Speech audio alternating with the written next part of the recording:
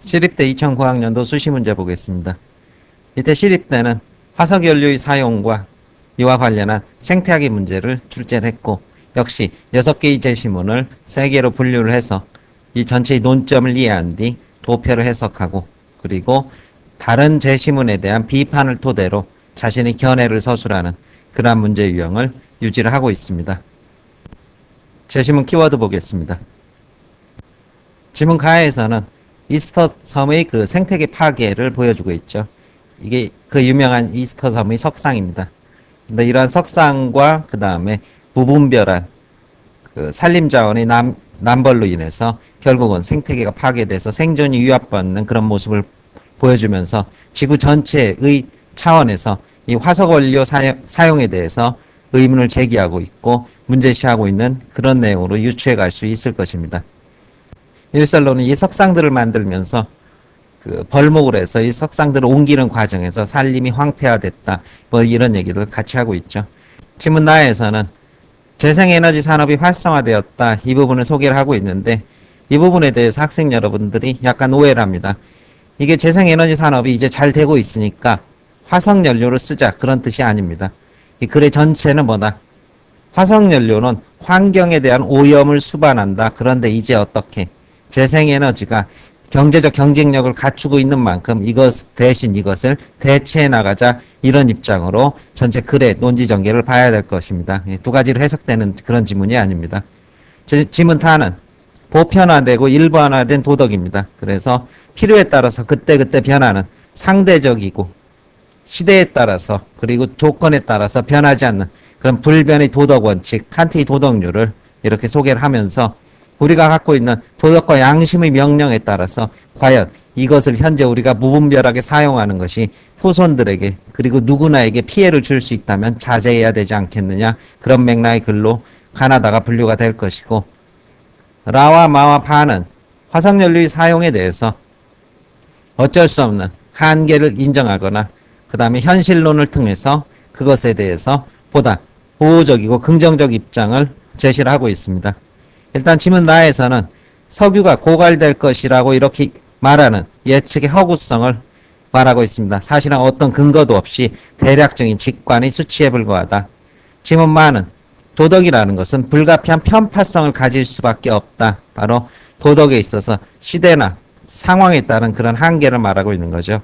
그래서 흔히들 이쪽 아프리카 아이가 굶어 죽어가고 있지만 우리는 어떻게 내 아이가 다친 손가락의 상처에 더 민감할 수밖에 없습니다. 부동어가 이렇게 된다는 것이 인간의 현실적인 모습일 수밖에 없다. 그런데 누구에게나 타당한 보편적 도덕을 어떻게 강요할 수 있겠느냐.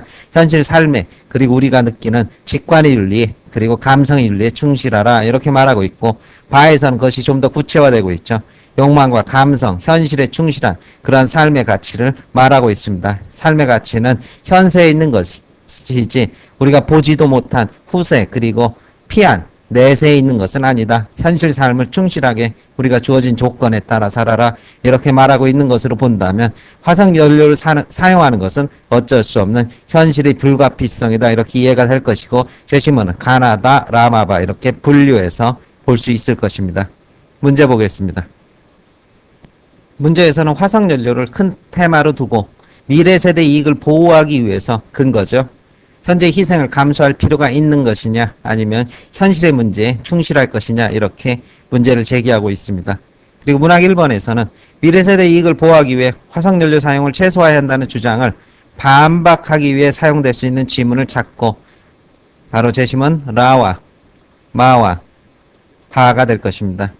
논거를 요약 제시하라 600자 내외입니다. 따라서 라와 마와 파는 현실론을 들어서 현실의 어쩔 수 없는 한계를 토대로 해서 화석연료를 최소화한다는 주장을 반박하는 논거로 활용할 수 있다, 이렇게 제시를 한 뒤 각각의 지문들을 어떻게 개념화함으로써 좀 더 명료하게 정리 요약을 해주시면 될 것이고, 지문당 200자 정도, 문장으로 치면 2개에서 3개 정도를 분배를 해주시면 되고, 첫 문장에는 주제문을 배치를 하셔야 될 겁니다. 제시문 라와 마와 파를 간략히 보겠습니다. 제시문 라에서는 석유 매장에 관한 이런 허버트의 추정이라는 것이 결국은 어떻게 직관적 모델에 불과한 것이고, 현실성이 없다. 이런 식으로 공박을 하고 있습니다. 공박의 키워드는 후반부에 들어있죠. 일단 첫 번째는 그런 예측이 가설에 근거해서 출발을 하고 있다. 궁극 매장량 규모를 측정하는 모델을 세우는데 어려움이 있는데 이것을 어떻게 부분적인 것만 가지고 예측에 대한 가설을 수립함으로써 두 번째, 다양한 변수를 거기에 넣지 못했다. 즉 생활습관, 가격 변동, 기술 진보, 그리고 소비와 공급, 정치적 요인 이런 것들이 변수가 삽입되지 못했기 때문에 여러 가지 역동적인 요소를 갖추지 못한 제한적 모델이 추정에 불과할 뿐이다. 이렇게 얘기를 하고 있습니다. 따라서 허버트의 예측 모델이 갖고 있는 허구성과 비현실성을 토대로 해서 화석 자원의 고갈에 대한 우려를 공박하고 있다. 그 모델은 다양한 변수, 즉 정치, 경제, 사회, 문화, 기술 등에 대한 다양한 변수에 대한 충분한 검토가 이루어지지 못했기 때문에 역동성을 결여했다는 입장이다. 이런 정도의 서술을 해주시면 될 것입니다. 지금만은 도덕은 어차피 현실에 따른 시대와 상황의 요소이고 상대적이며 가변적이라는 입장에 따라서 화석연료의 사용을 정당화할 수 있는 윤리적 토양이 될 수 있다. 이런 정도 서술을 해주시면 될 것입니다. 따라서 그 근거로서는 당장 직면한 쾌락이 먼 미래의 쾌락의 가치보다 훨씬 더 중요하다고 보기 때문이다. 이 직면한 쾌락이 공공선입니다. 단순한 쾌락이나 향락이 아니라 전체 우리의 공익이, 당장 직면한 공익이 먼 미래 그리고 다양한 변수가 어떻게 될지도 모르는 미래의 변수를 대체할 수는 없고, 또한 인간은 어떻게 도덕 그 자체가 시대문화 자신의 조건과 상황에 따라 편파적인 도덕을 가질 수밖에 없는 것이고, 이에 따라 당장에 직면한 불편을 감수하면서까지 이의 사용을 자제해야 된다는 것은 쾌락의 원칙에 어긋난다. 이런 정도의 서술을 해주시면 될 것입니다. 지금 반은 극단적 이기주의 이런 게 아니라 자신의 삶, 구체적인 현실 삶에 충실하라. 되지도 않는 세상의 일, 오지랖 넓히지 말고 있는 현실에나 충실하라. 뭐 이런 삶의 철학을 얘기한 겁니다. 이것에 대해서 뭐 털이 있죠. 털 한 올을 머리카락 하나를 뽑아 세상을 구할 수 있어도 그러면 너는 하지 않겠느냐 이렇게 묻자. 이것은 넌 그건 대답할 가치가 없다. 이렇게 얘기를 한 겁니다. 내 얘기는 그런 얘기가 아니라 자기 삶에 충실하라는 것이다. 이 얘기를 한 겁니다. 또 이런 일이 있을 수도 없고. 그래서 이런 식으로 질문한 사람에 대해서 이런 식으로 다시 역으로 물어보죠. 그 기부를 괴롭게 만들어 피부에 그 종기 같은 것이 좀 나는 조건으로 만금을 얻을 수 있다면 하겠느냐. 그러자 하겠다. 그러자 그럼 몸 한쪽을 끊어내면 한 나라를 주겠다. 그럼 하겠느냐 하자. 할 말이 없었다. 그러니까 이런 식의 극단적인 그러한 유출을 하자는 게 아니라 개인 삶에 충실하자 역시 후반부에 들어 있습니다. 이게 사실 애덤 스미스 이론하고 같은 겁니다. 자신의 기본적 욕망을 긍정하고 거기에 충실하면 사회 전체도 어떻게 잘 되게 된다. 그런 함의가 들어 있습니다. 그래서 자신의 욕망만 충실하자는 것은 금수 짐승의 논리와 마찬가지라고 이렇게 비난할 수도 있겠지만, 인간이란 어떻게 감성적이고 감각적 존재라면 구태여 이런 거창한 윤리를 강요할 수는 없다는 겁니다. 또한 인간 존재의 근거가 차한 현세에 있다는 겁니다. 내세나 미래 그리고 그럴듯한 미래에 있는 게 아니라 현실 삶에 있는 만큼 거기서 행복은 또한 얻어진다. 이렇게 덧붙이고 있죠. 죽으면 다 그뿐이고 사라지는 것이다.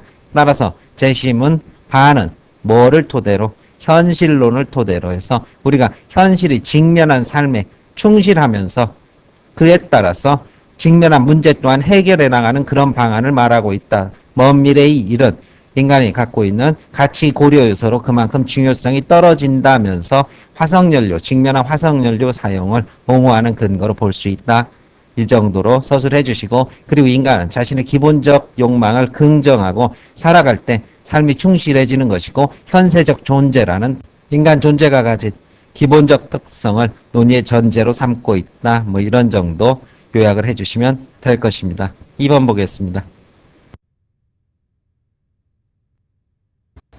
문항 2번은 도표 문제입니다. 이 도표를 활용해서 어떤 주장, 석탄이 일시에 고갈되어 산업이 마비될 것이다 라는 이 주장, 바로 극단적인 비관론을 비판하라 이렇게 요구를 하고 있습니다. 따라서 화석연료가 모두 고갈될 것이다 라는 부분을 비판해도 되고, 전체 산업이 마비될 것이다. 이 부분을 비판을 해도 될 것인데 모두 이용하는 것 잊지 마십시오. 400자니까 압축적으로 답만 제시하면 될 것입니다. 도표 보겠습니다. 일단 도표 1번에서는 매장량과 생산량의 차이의 추이를 보여주고 있는데 이 부분, 즉 생산량이 일정한 증가 추세를 보이다가 그 증가 자체가 정체되고 있다는 사실을 지적을 해 주셔야 될 것입니다.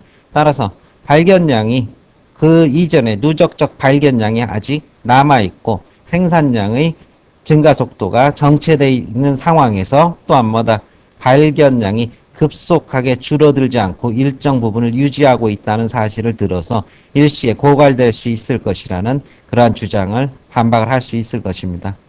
이에 따라서 과거의 발견량의 누적 그리고 현재의 추가적 발견량 등이 모두 종합적으로 고려를 해본다면은 사용 가능한 횟수가 오히려 줄어들지 않고 어느 정도 끊임없는 증가 추세에 있다는 사실을 지적을 해줄 수 있을 것입니다. 그래서 사용 가능한 횟수가 어느 순간에 이 순간에 뚝 떨어지는 것이 아니라 꾸준한 증가, 부분적인 증감을 거듭하지만은 증가선상에 놓여 있다는 그러한 도표 2로 연결이 될 것입니다. 이 부분은 화석자원의 일시적 고갈이 올 것이라는 그 부분에 대한 비판의 도표가 될 것이고, 도표 3번에서는 에너지 사용 효율성이 지속적인 증가 추세를 보이면서 바로 이 효율성이 높아지는 만큼 일시적인 산업이 모두 마비될 것이다. 화석자원이 없으면 마비될 것이다 라는 주장을 반박을 할 수 있을 것입니다. 따라서 에너지 사용의 효율성이 높아진다면 그만큼 화석연료의 사용도 전반적으로 줄어들 수밖에 없을 것이고, 이는 정체 상태에 보여있는 이 도표가 또 확인해 줄 수 있는 그런 부분이 될 것입니다. 마지막 도표에서는 재생에너지 단위 가격이 급속하게 줄어들면서 2000년 이후부터 2010년부터는 상당한 낙폭을 보임으로써 재생에너지가 새로운 대체 에너지로서 기능할 수 있는 그런 가능성을 보여주고, 이로에 따라서 화석연료가 없어진다고 해도 산업이 한순간에 마비될 수 있는 것은 아니다. 이러한 식의 논의 접근이 가능하게 될 것입니다. 따라서 도표 1번에서는 생산의 정체 그리고 지속적 발견, 이에 따른 도표 2번 사용 가능 횟수의 지속적인 성장, 또 도표 3번에서는 효율성의 증대 그리고 대체 에너지 자원의 생산 단가의 하락 등에 대한 에너지 경쟁력의 보유, 이 부분들을 키워드로 제시하면 될 것입니다. 3번 보겠습니다.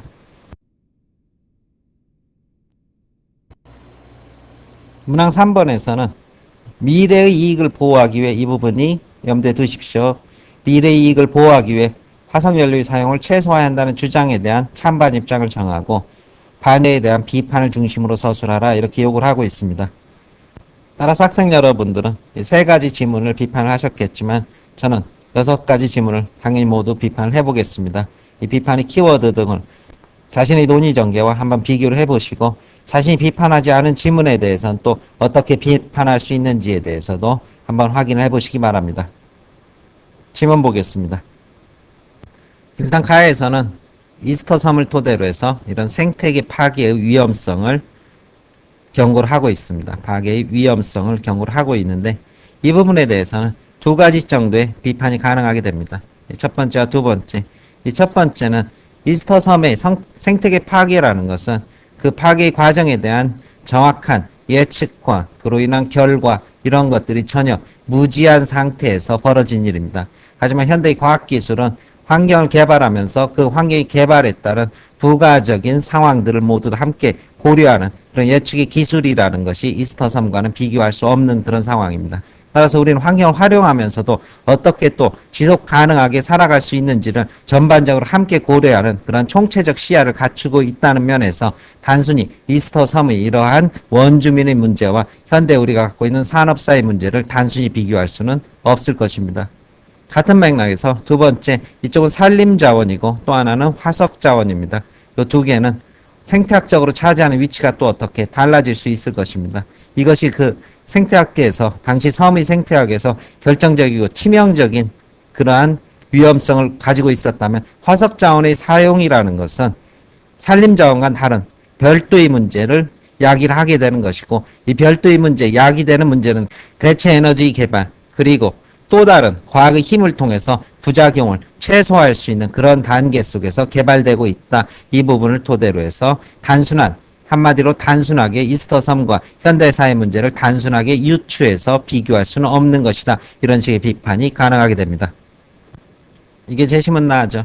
재심은 나에서는 대체 에너지 이런 것에 대해서 낙관론을 피고 있습니다. 상당히 큰 낙관론을 피고 있지만 이 낙관론이 과연 타당한지에 대해서 공격을 해줄 수 있을 것입니다.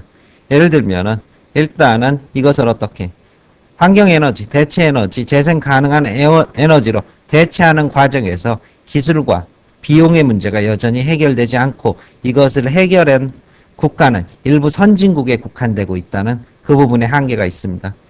따라서 개도국의 경우 이 기술을 가지고 또 이것을 대체할 수 있는 그런 경제적 규모나 여력이 부족하게 됩니다.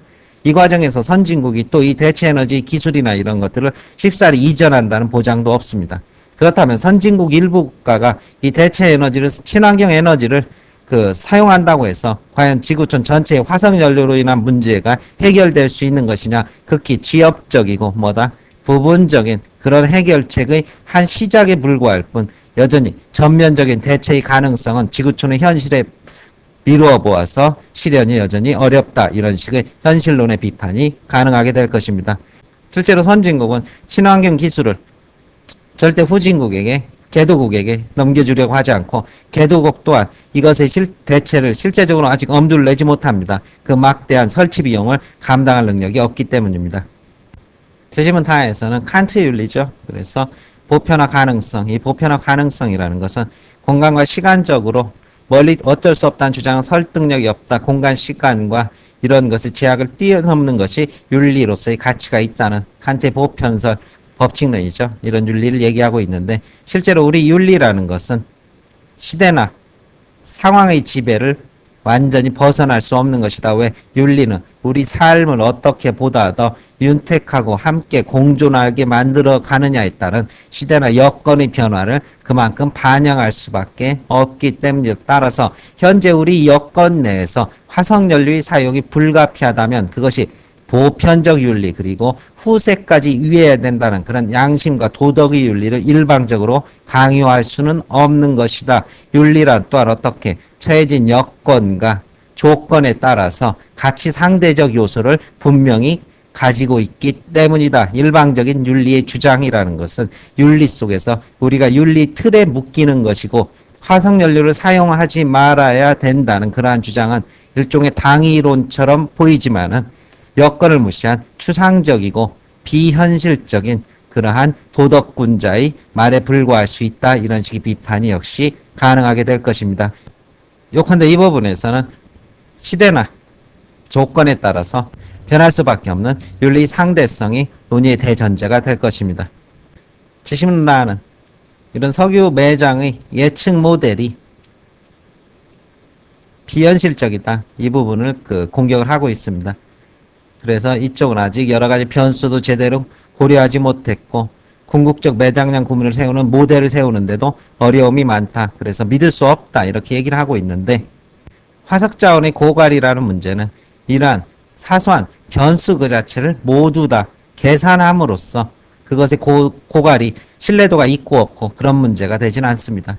실제로 현재 어느 정도 사용하고 있고 그 다음에 우리가 매장된 것이 어느 정도라는 대략적인 아주 큰 틀만 보고도 어느 순간에 분명히 고갈된다는 것이 분명하다면 이 고갈 모델 그 자체는 유효한 겁니다. 중간에 이런 변수에 의해서 10년이 늦춰지고 20년이 늦춰진다고 해서 그것이 중요한 건 아니고 큰 틀에 있어서 화석 자원이 고갈될 것이라는 그 사실, 그것은 현재의 사용에 비해서 지구에 있는 화석 자원의 양이 제한이 될 수밖에 없다는 그러한 대전제는 엄연히 변하지 않는 것이고 시기상의 일부 오차가 이러한 연구에 있어서 이 연구가 갖고 있는 이러한 의미나 그 다음에 환경이나 그 다음에 생태학적인 경고의 메시지가 사라지는 것은 아니다. 이렇게 반박을 할 수 있을 것입니다. 따라서 이런 변수를 고려하지 않았다고 반론하는 것은 지나치게 이 연구가 갖고 있는 큰 틀의 메시지를 보지 못하는 처사에 불과하다. 이런 식의 비판이 가능하게 될 것입니다.